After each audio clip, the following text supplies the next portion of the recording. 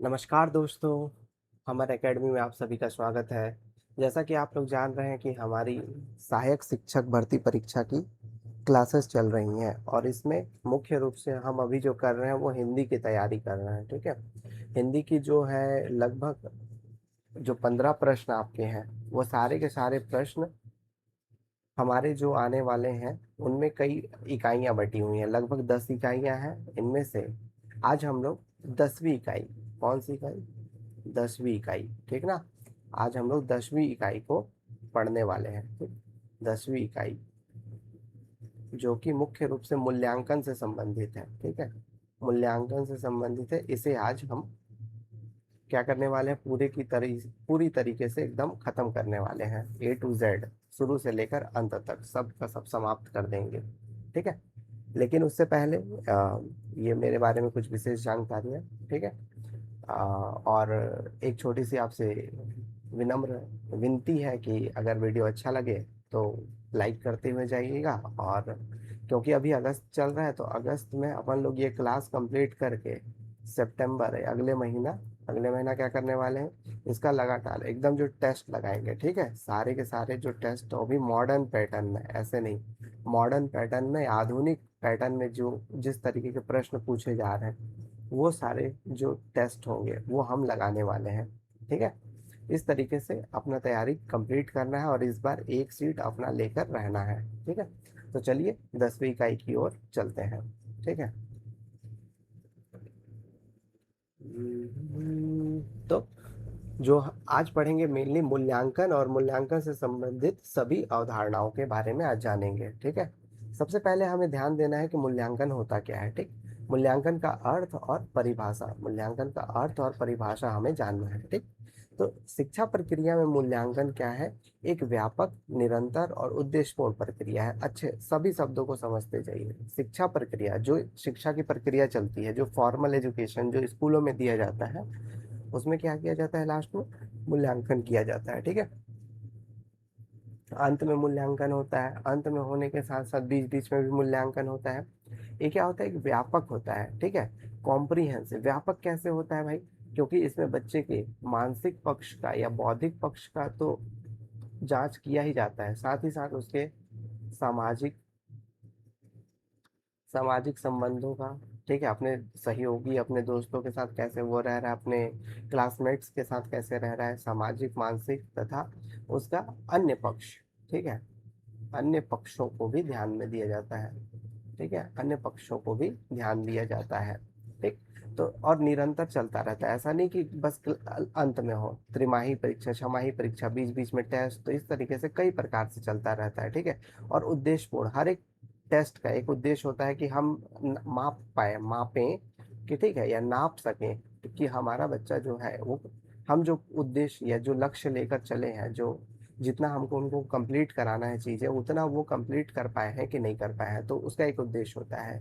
इसका अर्थ केवल बच्चों को अंक देना या उत्तीर्ण अनुत्तीर्ण घोषित करना नहीं होता, बल्कि शिक्षण अधिगम प्रक्रिया की प्रभावशीलता, की भाई हम जो पढ़ा रहे हैं, जो समझा रहे हैं बच्चों को, वो उनके मानसिक मानसिक मानसिक स्तर पर कितना गया है, वो उसको सामाजिक रूप से कितना फॉलो कर पा रहे हैं, संवेग के स्तर पर, ठीक है, संवेग के स्तर पर कितना उसको अप्लाई कर पा रहे हैं। ठीक है, और बच्चों के सर्वांगीण विकास का मूल्य आंकना है। ठीक है, मापन, आकलन और मूल्यांकन में एक तुलनात्मक अध्ययन देख लीजिए। मापन का अर्थ क्या होता है, आकलन का अर्थ क्या होता है, और मूल्यांकन का मतलब क्या होता है। ठीक है, मापन, आकलन, मूल्यांकन, इन सब का अर्थ समझिए। देखिए, मापन का मतलब होता है नापना एक तरीके से।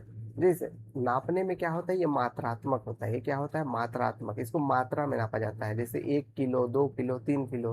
वैसे ही बच्चे के नंबर के हिसाब से यहाँ पर पता चलता है कि 10 नंबर लाया, 20 नंबर लाया, 40 नंबर लाया, ये नंबर के हिसाब से पता चलता है। दूसरा होता है आकलन करना।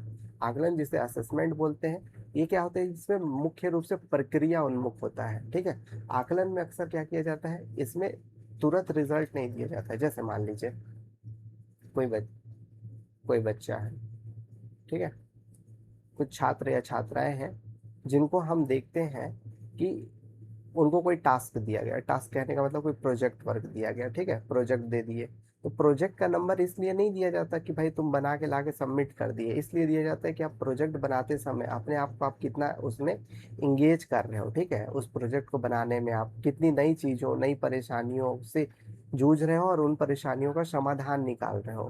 वो सारा टीचर क्या करता है, दूर बैठ के आकलन करता है, ठीक है, आंकता है, ठीक, देखता है कि हाँ भैया, ठीक। तो ये जो निरंतर या प्रक्रिया के उन्मुख है, ये बीच में जो प्रक्रिया उन्मुख होता है, ये लास्ट फाइनल प्रोडक्ट को नहीं देखता है, प्रक्रिया को देखता है, एफर्ट को देखता है, ठीक है। तो क्या होता है, ये आकलन होता है। और लास्ट होता है मूल्यांकन। मूल्यांकन में मात्रात्मक, जैसे लास्ट में जो रिजल्ट मिलता है बच्चों को, उसमें मात्रात्मक मतलब अंक भी दिए रहते हैं। दूसरा गुणात्मक बोले तो उनको ग्रेडिंग भी दी जाती है, ग्रेडिंग, ठीक है। ग्रेडिंग मतलब ए ग्रेड पाया, बी ग्रेड पाया, सी ग्रेड पाया। ये जो ग्रेडिंग देने का तरीका है, ये गुणात्मक मूल्यांकन का एक तरीका है, ठीक है। मापन क्या है, ये इसमें ये केवल मात्रात्मक होता है। आकलन क्या है, एक प्रक्रिया उन्मुख है, प्रक्रिया को मुख्य रूप से महत्व दिया जाता है। आकलन क्या है, इसमें मात्रा और गुणात्मक दोनों को महत्व दिया जाता है, ठीक है। आगे बढ़ते हैं। इसके बाद कुछ परिभाषाएं, आकलन मूल्यांकन से संबंधित कुछ परिभाषाएं। जैसे सबसे पहली जो परिभाषा है वो कोठारी आयोग की परिभाषा है, ठीक है।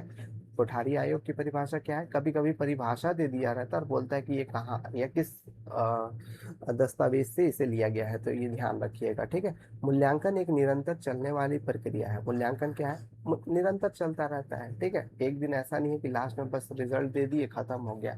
मूल्यांकन निरंतर चलने वाली प्रक्रिया है।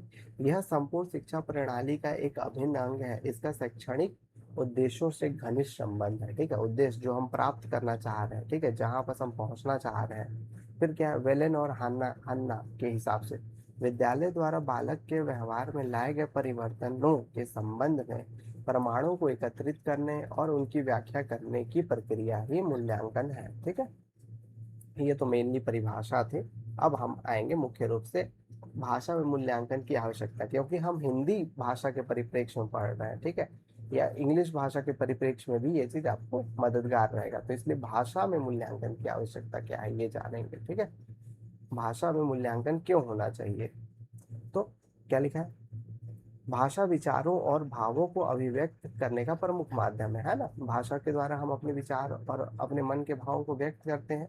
अतः भाषा शिक्षण में मूल्यांकन की आवश्यकता निम्नलिखित 5 स्तंभों पर समझा जा सकता है, ठीक है। समझते हैं भाई क्यों होता है। पहला, भाषाई दक्षता की जांच, कि आपने जो कौशल सीखा है, ये हमारे भाषा कौशल होते हैं, सुनना, बोलना, पढ़ना, लिखना, ठीक है।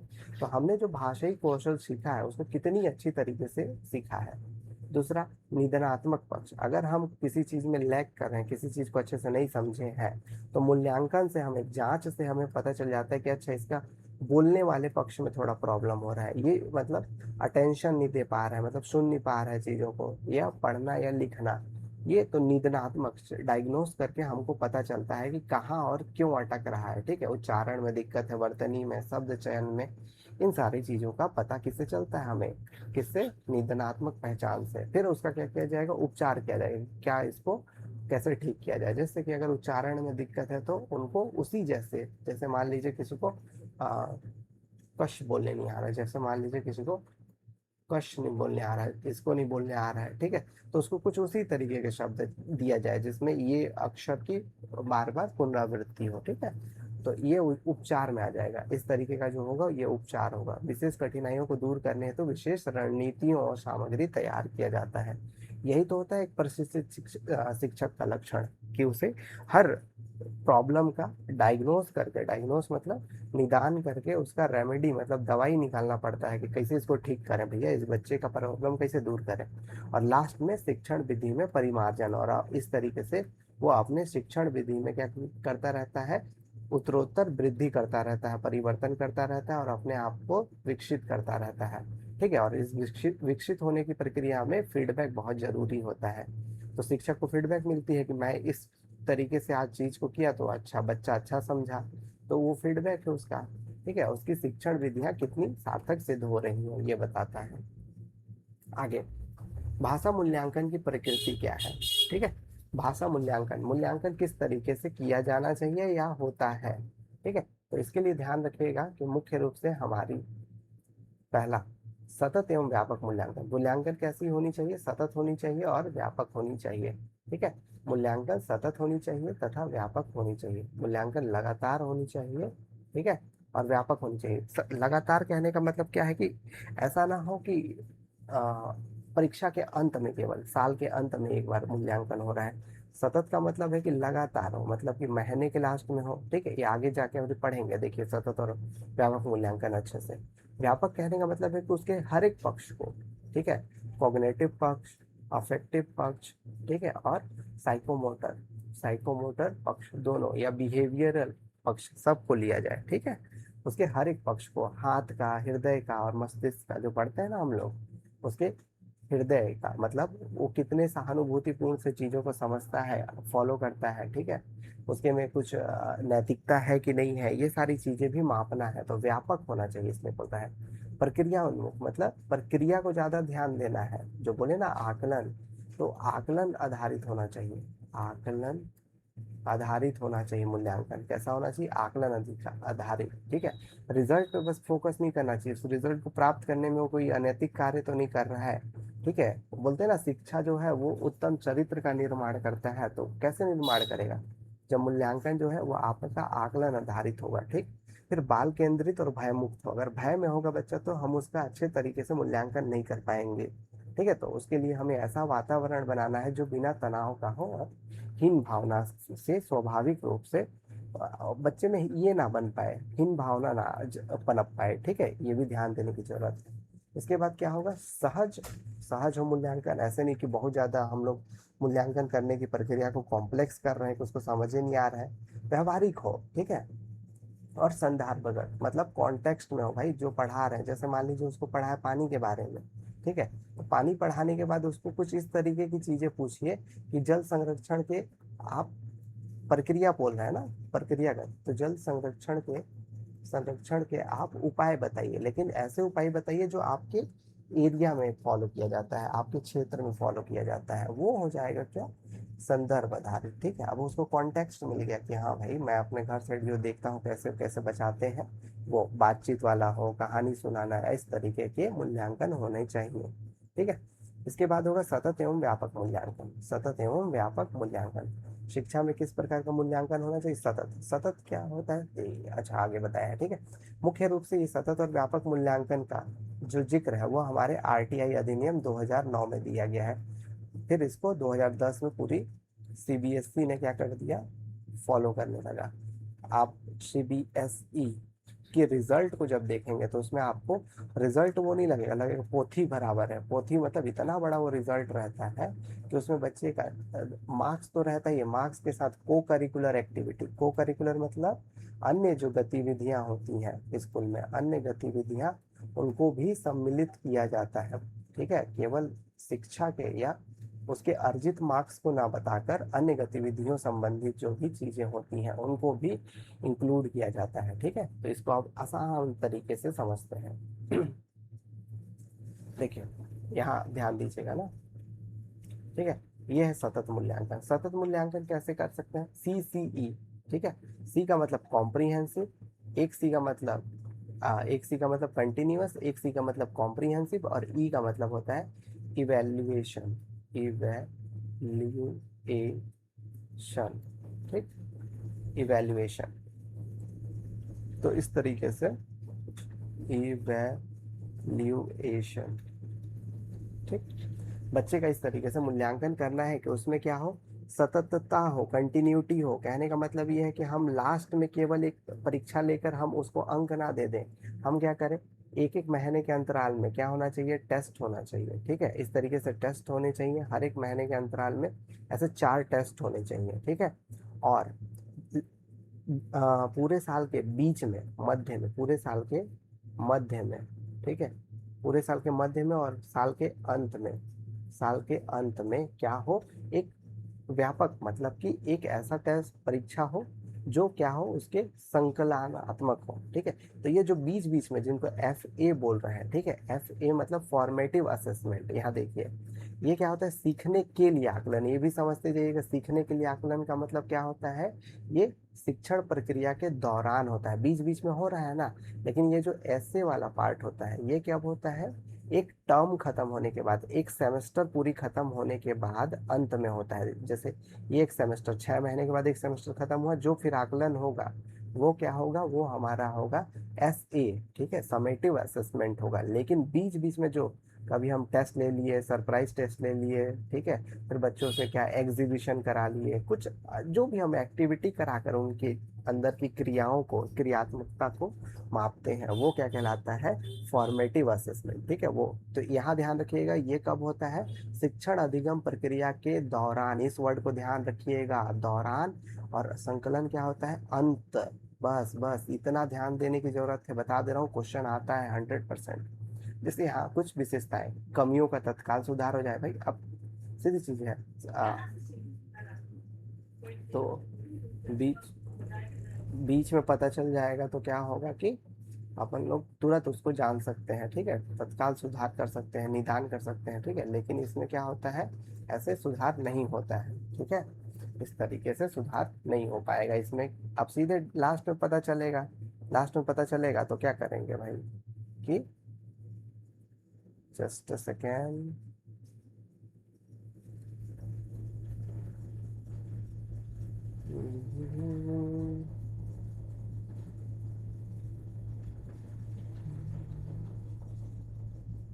Just second, yes. तो फॉर्मेटिव असेसमेंट जो होता है उसमें क्या होता है, फॉर्मेटिव असेसमेंट या निर्माणात्मक सुधार या निर्माणात्मक आकलन या मूल्यांकन जो होता है, उसमें क्या किया जाता है, शिक्षण प्रक्रिया के दौरान चीज़ों को जाना जाता है, ठीक है। और अब शिक्षण प्रक्रिया के दौरान है तो आप सुधार भी कर लोगे, ठीक है। लेकिन जब अंत में पहुंच जाएगा तो अंत में भाई आप सीधे रिजल्ट दिया जाएगा, इस समय सुधार उधार नहीं हो सकता, इसमें सीधे ग्रेडिंग दिया जाता है, प्रमाण पत्र दिया जाता है, फाइनल रिजल्ट दिया जाता है। फिर अगला जो आकलन का तरीका है, ये सबसे उच्च लेवल का आकलन होता है, जिसमें विद्यार्थी खुद अपना आकलन करते हैं, स्व आकलन, ठीक है। तो सीखने के रूप में इसको क्या बोलते हैं, असेसमेंट एज लर्निंग। यहाँ भी ध्यान दीजिएगा, assessment as learning, assessment of learning और फॉर लर्निंग। फॉर मतलब दौरान, ऑफ मतलब अंत में, एज मतलब खुद से, ठीक है। ऐसे छात्र द्वारा स्वयं अपनी प्रक्रिया या अपनी प्रक्रिया का विश्लेषण किया जाता है, आत्मचिंतन करना, स्वायत्ता। यहाँ तक बहुत कम लोग पहुंच पाते हैं, ठीक है। अब आकलन के हम कुछ टूल्स के बारे में जानते हैं कि आकलन करने में कौन कौन से ऐसे टूल्स हैं जो हमारी मदद करते हैं, मदद कर पाएंगे, ठीक है। आगे देखते हैं,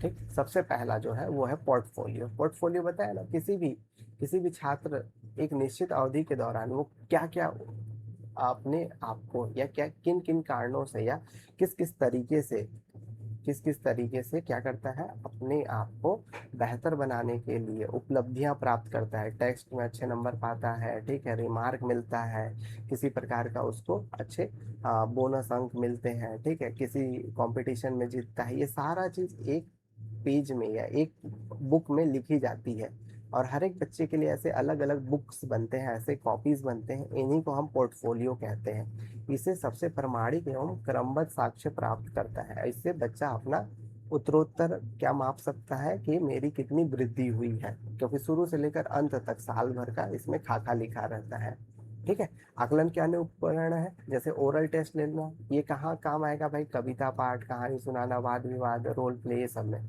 इससे क्या लाभ होगा, झिझक दूर हो जाएगा, धारा प्रवाह, अभिव्यक्ति शैली बनेगी, ठीक है। श्रवण और वाचन कौशल, सुनने और बोलने के कौशल में क्या होगा, विकास होगा। फिर लिखित एग्जाम में अक्सर हम क्या करते हैं, मुक्त अंत वाले प्रश्न लेते हैं, ये भी फोकस करिएगा, ठीक है। मुक्त अंत वाले क्वेश्चन का मतलब क्या होता है, ऐसे प्रश्न जिसमें अलग अलग व्यक्ति अपनी मत रख सकता है, ठीक है। जैसे मैं बोलूं सूरज किस दिशा में उगता है, तो ये मुक्त अंत वाले कोई प्रश्न नहीं है, क्योंकि इसको जिससे भी पूछूंगा वो बोलेगा कि पूर्व दिशा से उगता है। लेकिन मैं बोलूं कि बताओ सूरज के क्या क्या लाभ है, तो हो सकता है कि कोई एक व्यक्ति कुछ और लाभ बताए मेरे को, दूसरा कुछ और बताए, तीसरा कुछ और बताए। मतलब इसमें हर एक व्यक्ति को कुछ ना कुछ सोचना पड़ेगा। तो यहाँ अपने संज्ञान का, अपने बुद्धि का जब उपयोग ज्यादा व्यक्ति करता है, सोच कर, ठीक है, थिंक करके, तार्किक संरचना, मौलिकता, मौलिकता मतलब कुछ नया उदाहरण लाता है, उत्तर लाता है, व्याकरण एवं वर्तनी का आकलन करने के लिए तो ओपन एंडेड प्रश्न दिए जाते हैं। व्याकरण और वर्तनी का आकलन कैसे करेंगे बताइए, सीधी सीधे पूछो। देखिए हमेशा मतलब खेल पे निबंध आता है, विज्ञान पे निबंध आता है, इस बार कुछ अनोखा टॉपिक दे दे, ठीक है, बोले कि बताइए पृथ्वी को अच्छा कैसे बना सकते हैं, ऐसा टॉपिक दे दे ओपन एंडेड, तो सब अपने हिसाब से लिखेंगे, ठीक। ऑब्जर्वेशन, अवलोकन कर, ठीक है।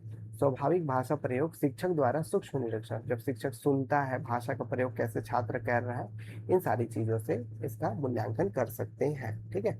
इसके बाद परियोजना कार्य, परियोजना कार्य प्रोजेक्ट वगैरह देकर, ठीक है, प्रोजेक्ट वगैरह देकर भी हम समूह में साक्षात्कार लेना, जानकारी जुटाना, रिपोर्ट बनाना, व्यवहारिक भाषा प्रयोग, सहयोगात्मक अधिगम और खोज प्रवृत्ति, इन सारी चीजों से क्या कर सकते हैं, परियोजना कार्य किया जा सकता है। रुब्रिक्स भी याद रखिएगा, रुब्रिक्स क्या होता है, इसे पूर्व निर्धारित मानदंड होता है और गुणात्मक, ये भी ध्यान रखना कि गुणात्मक गाइड होता है। जैसे अब एक बच्चा है, उसका लिख दिए कि खेल में कैसा है, खेल में कैसा है, तो इसका क्या हो जाएगा, रुब्रिक्स में कुछ क्राइटेरिया बने रहेंगे, जैसे अच्छा, बहुत अच्छा, बहुत अच्छा, ठीक, ऐसे, और इनके नीचे हमको टिक लगाना होगा, ठीक है, इनके नीचे टिक लगाना होगा या इनके ऊपर ऐसा करके टिक लगाना होगा। चेकलिस्ट भी कुछ इसी तरीके से, चेकलिस्ट में केवल हाँ और ना में उत्तर दिया जाता है, ठीक है।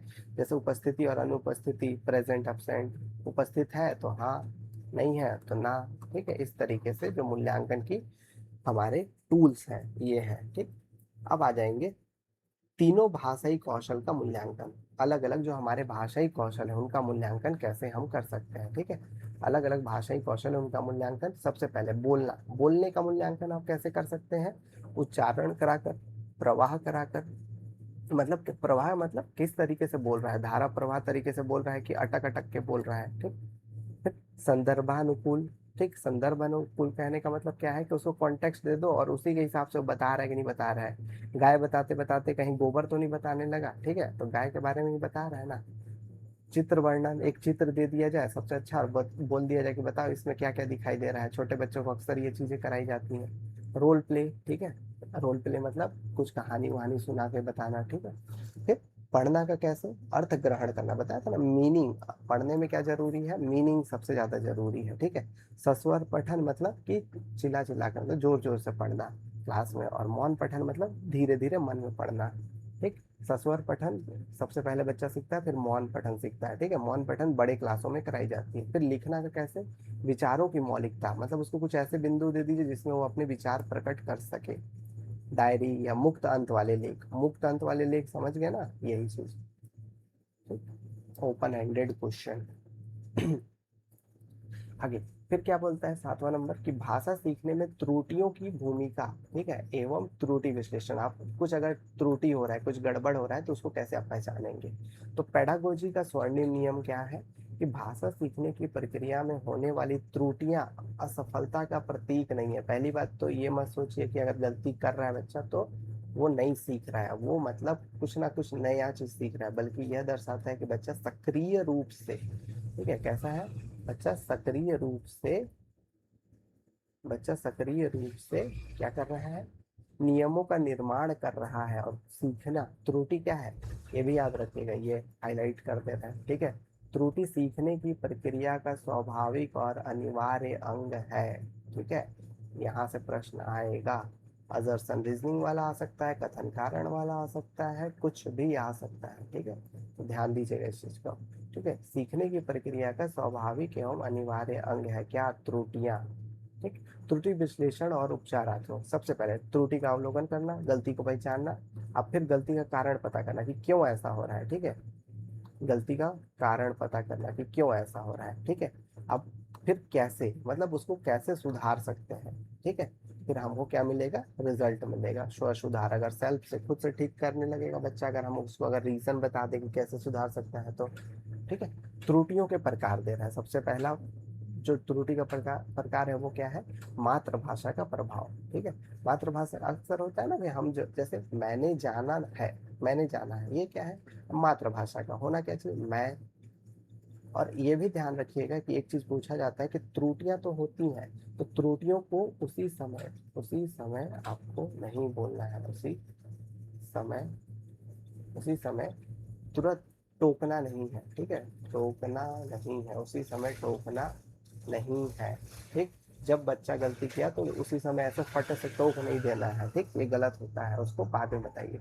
अति सामान्यीकरण बहुत मस्त, ठीक है, अति सामान्यीकरण भी बहुत, ओवर जनरलाइजेशन, एक नियम का सभी जगह, जैसे कि वह आया तो की जगह उसने आया बोल दिया, ठीक है, उसने आया, उसने गया, ठीक है, तो सब जगह एक जैसा अति सामान्यीकरण कर दिया उसने का, ठीक है। शिक्षक की सही भूमिका, शिक्षक को गलती बस वही तुरंत ना टोके, बताया था तुरंत, ठीक ना, बल्कि इससे क्या होता है, बच्चों का मनोबल गिरता है, बजाय समृद्ध वातावरण दे ताकि स्वयं अपनी, अब बच्चे को इस तरीके से बोले कि वो खुद से अपनी गलती का आभास कर ले। ओके, ये चीज ध्यान रखिएगा। हालांकि अभी आप लोग का सहयोग रहा तो बहुत जल्द हम लोग डिजिटल पैनल भी पहुंच जाएंगे और डिजिटल अपना क्लास भी हो जाएगा, ठीक है। हालांकि देखते हैं इधर आगे 8 नंबर, एनसीएफ 2005 और एनईपी 2020 क्या बोलता है, ठीक है, मूल्यांकन के संदर्भ में। तो ये कहता है कि मूल्यांकन को परीक्षा के भय से मुक्त कर कक्षा गतिविधियों से जोड़ना। कक्षा गतिविधियों मतलब अधिक से अधिक क्या करना भाई, एक्टिव करना छात्रों को, ठीक है, एक्टिव करना, ठीक। फिर क्या बोलता है, रटने की प्रक्रिया एकदम काट दीजिए, को समाप्त करना। मातृभाषा को संसाधन के रूप में अपनाना, बताया था ना, L1 मतलब मातृभाषा को संसाधन, लैंग्वेज 1 को संसाधन के रूप में उपयोग करना। फिर पोर्टफोलियो व आकलन को प्राथमिक स्तर पर सर्वश्रेष्ठ मानना, बोले ना पोर्टफोलियो आकलन का सबसे अच्छा टूल होता है। हो सकता है कि कोई बच्चा पहले सेमेस्टर में अच्छा अंक ना पाया हो, दूसरे में अच्छा पा जाए, तो हम ये थोड़ी मानेंगे कि पहले सेमेस्टर में अच्छा अंक ना पाया है तो वो खराब बच्चा है, नहीं सीख पाएगा, उसमें उसको ऐसे नहीं कह सकते। तो क्या देखेंगे उसके क्रमों, मतलब पूरे साल का रिकॉर्ड देखें उससे अच्छा है, और रिकॉर्ड कहाँ मिलेगा, पोर्टफोलियो में मिलेगा, ठीक है। तो इससे हमको अच्छा और सर्वश्रेष्ठ आकलन का टूल बन जाता है। आगे चलकर एनईपी 2020 क्या बोलता है कि हमें 360 डिग्री समग्र प्रगति कार्ड, वही बोले ना कि एक ऐसा कार्ड बनाना है, ठीक है, जिसमें बच्चे के संज्ञानात्मक मतलब बुद्धि के बारे में तो बताया ही बताया, मनोवैज्ञानिक मतलब या मनोविश्लेषणात्मक कह लीजिए, या थोड़ा अच्छे शब्दों में मैं अगर लिखूं,